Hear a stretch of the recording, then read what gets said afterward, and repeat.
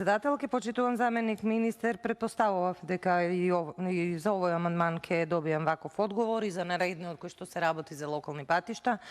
Но нека ценат граѓаните на крајот на денот, ќе заврши амандманската расправа и кога ниту еден амандман поднесен од моја страна нема прифатите, јас како пратеник и во име на транспарентноста ќе ги информирам моите сограѓани дека владата воопшто не сака да додели финансиски средства на општините и за Свети Николе, еве и за Лозово конкретно.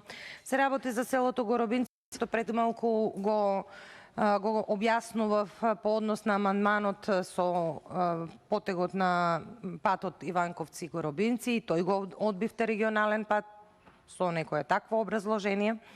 Во ситуација кога се намалени средствата на локалните самоуправи, во ситуација кога сме во енормна криза, владата решила да оди со една ваква стратегија, за мене погубна стратегија, без да се мисли за помалите општини, без да се мисли за селата, без да се мисли за жителите кои што работат и во тие села, за жителите кои што решиле да останат во тие села, жителите кои што и покрај тешкиот живот не се одлучиле да се иселат, дали во поголем град или во странство.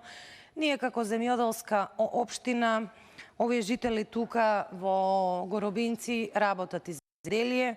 Значи, џабе што ви ги објаснувам сите предуслови кои што ние како град ги имаме и сите услови кои што како земјоделски крај може да ги понуди на државата, ниту ги користите, ниту ве интересираат.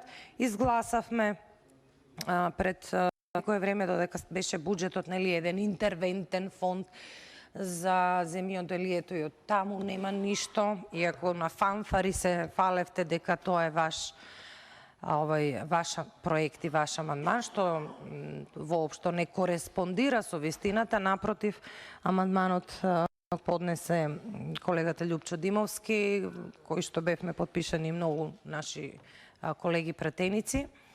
Но ништо и од тие финансиски средства. Значи, да заклучам дека граѓаните на општина Свети Николе, граѓаните, жителите на село Горобинци нема да добијат финансиски средства за подобрување на инфраструктурата и генерално за подобрување на нивниот живот. Благодарам.